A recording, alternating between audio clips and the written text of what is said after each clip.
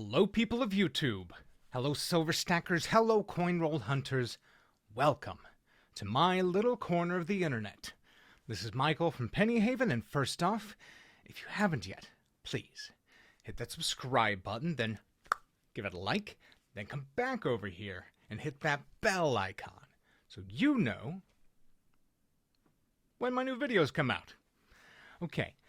First off, I apologize. My video output has been basically nothing all year. Granted, we're less than 3 weeks into the year, but still. I think I've only put out one video in the past couple of weeks, and for that I apologize. I have been working on editing a very big video. I just have not gotten it done. Been very busy, but now we're going to get down to it. So I did get the remainder of that big order I sent off to NGC. I got all of those back. All of the non-gold items. I've got some error coins. I've got some W quarters, all that sort of stuff. And now is the time to show them to you.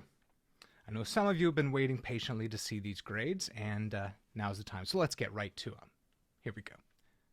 Okay. Let's just get right down to it. The first coin is an 1823 $50. This was actually a friend of the family. It was his mother's coin. He brought over a handful of coins, and I said, this one's really cool. It could be worth grading, and so we sent it off. And luckily, it did not come back as cleaned. It did a straight grade, but not quite what I had been hoping for. It got a fine 12. It's a nice looking coin. It's a nice example. There's a little scrape in that field, but otherwise it looks very nice. I'd be happy to have it. It's too bad it was not the quarter from this year. That one is worth quite a bit. I'll put an image here with a price estimate for that 1823 quarter. If I'm remembering correctly, they were all errors, or there was a large number of errors, 1823 over 22, I think it was. But there it is. In this condition, it's still worth, I think they said, about $125. Not bad for a $50. In fine condition. Next up, I sent in a large cent with an error, because I just wanted to have it mounted. It's a really cool coin. It was not in great shape. It came back AG details damaged. There is, it looks like somebody took a little spike to the head there and a couple of dings on the back. But it is confirmed in 18.7 over 6, large 7, 1 cent. There it is. Unfortunately, came back as damaged. Which I should have expected, but I was just excited to get the error mounted for posterity. Next up, another error. This one's really cool. It's a 1964 multi-struck broad-struck nickel. And it came back as a mint error with uncirculated details, but reverse scratched, which, I guess I do see a few scratches, but yeah, I was a little disappointed with the addition of reverse scratched, obviously. It's a very cool error coin anyway. Don't think they put a price estimate on it. It's just something cool to have. People who collect errors, I think, would find this to be a very attractive error, in spite of the scratching. Next up, had a very nice 1913 Buffalo, Type 1 raised mound Buffalo. It had a little stain on the front, an interesting look to it, and that came back as an MS63. Beautiful looking coin. And for a first year Buffalo nickel, that is really great. I just wish it could have gotten a couple numbers higher, but I'm definitely happy with an MS63. That puts it at over 100, I think 100, maybe 130 or something, 135.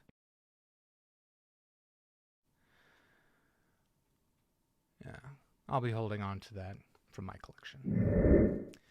This one, I'm a little miffed about this one. So if you saw my first video as I was getting these ready to send out, this is the Franklin $50. And I'd had this mint set still in the cellophane. It had some very severe toning.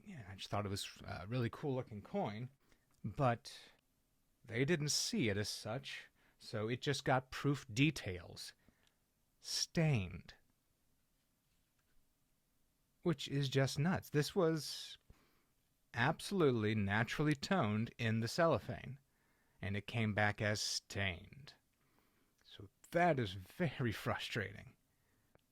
Yes, it is some odd toning. I guess I'm glad I didn't send in the quarter and the dime that I was thinking about doing. Let me see if I can find those real quick. Here it is.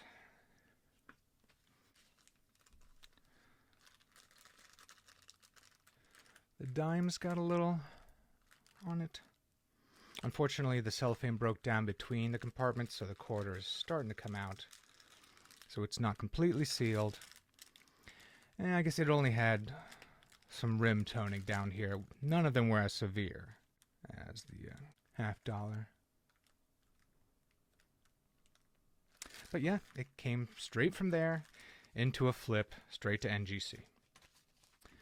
Okay, next up, I had previously received these two. I put these in the last video, I believe. The 1893 Columbian Exposition commemorative $50 at MS62. And another 1909 VDB. This one was MS64. RB, beautiful. This VDB that came back, oddly enough, I saw the grade in the app, but the picture they showed was actually this one again. They got the pictures mixed up. Actually, after taking a closer look, it's even stranger than that. Because the image they have in the NGC app for this, it has the correct serial number and everything with an MS63. Not the picture of the MS64 I just showed. So basically, they had graded this MS63. There's a part of the process where someone double checks the grades, and apparently there was a disagreement because they re-graded it as Unk Details reverse cleaned. I think that makes this even harder to take, to know that the first person gave it a straight grade, an MS63 even. Oh well. Unk Details, reverse cleaned. Who would clean just the reverse? I mean, I've seen coins where they try to clean off the area to make the VDB more visible. That's definitely not going on here. There's actually a little bit of schmutz on the reverse, so if they cleaned it, they didn't do a great job. But, Unk Details. What are you going to do? Now, I've got two West Point quarters that I sent off. The first one, I already had one of these sent off because I found about 10 of these, the 2019 Pacific, War in the Pacific quarters, and this one came back as an MS66. I think the first one that I sent off like a couple years ago was a 67, but I can't remember. Actually, I might have it right here. There's that other Buffalo I have, a 38, MS63. Oddly enough, it's got some red coloration on the obverse too. Those two coins were completely unrelated. And I already had this MS64. This one's got a beautiful bluish toning on the reverse. This one I'm definitely keeping. My brother-in-law had gotten that one for me at a coin show a year or two ago. Thanks for that, Scott. Here's the first one I got back, and it was, the War in the Pacific, MS67. It's got a different label. All the same information, slightly lower score on this one. But the other one I sent back was a San Antonio, and it got the MS67. I believe the price they put on that, their price estimate was $135, which is pretty dang cool for something I found, and therefore paid a quarter for. Okay, so that's going to be it. Yeah, in the end, I call it a mixed bag. I was a little miffed about a couple of the details, but overall, pretty good experience. I've definitely got some stuff that I'm going to be keeping in my permanent collection, and a couple of things I'll be looking to sell in March when we have our local coin show that I'm going to have a table at.